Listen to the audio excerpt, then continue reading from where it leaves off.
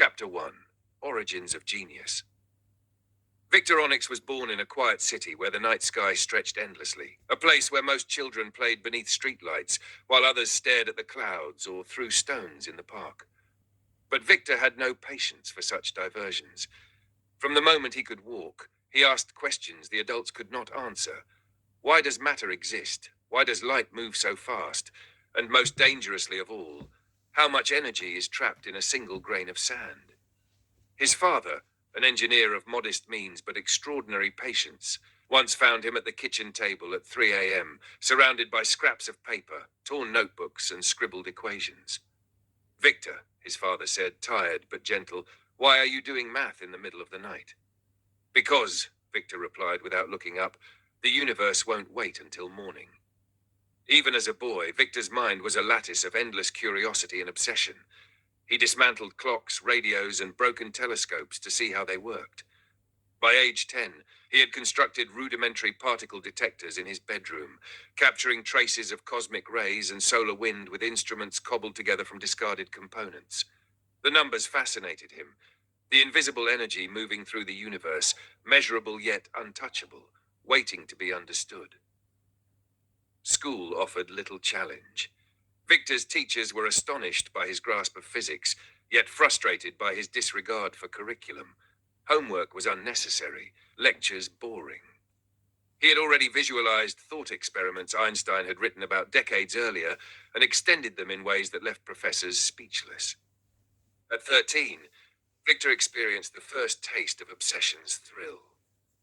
In the attic of his family home, he aligned mirrors and lenses to focus sunlight onto a single point. Not for heat, not for fire.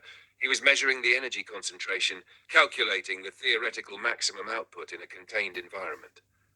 Hours passed as he adjusted angles, recorded readings, and scribbled equations faster than he could speak them aloud.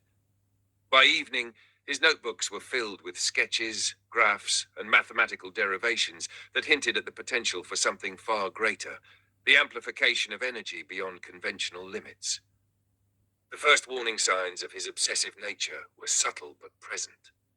Victor ignored hunger, lost track of sleep, and spoke little to peers.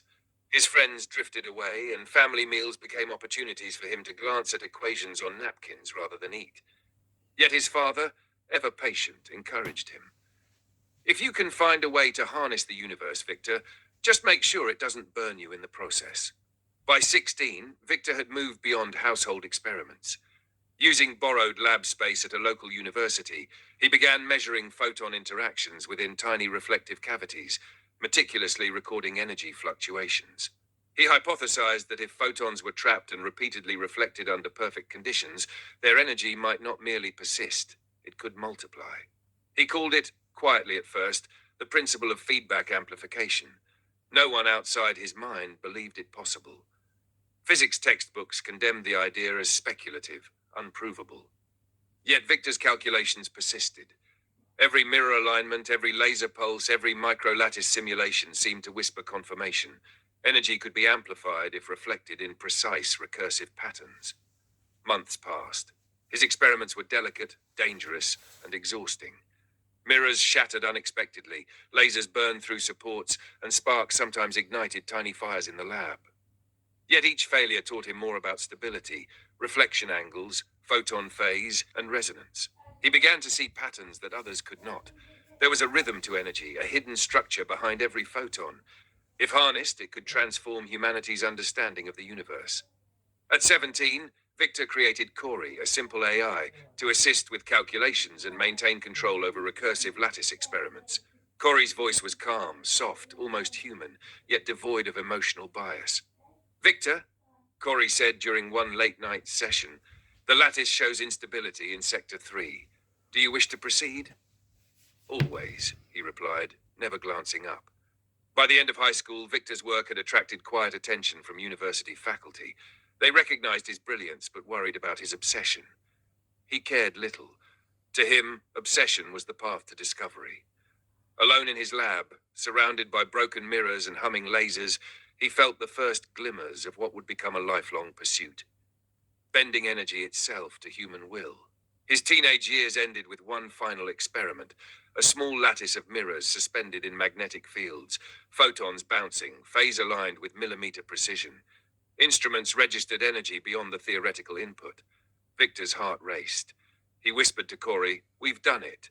EMC Quad is only the beginning." For the first time, he felt the dual thrill and terror of true discovery. Civilization could change in a single experiment, or a single miscalculation could annihilate everything around him. Fear mingled with exhilaration, forging a clarity that would guide every decision in the decades to come. Victor Onyx had begun his journey, and the universe would never be the same. Chapter 1 word count.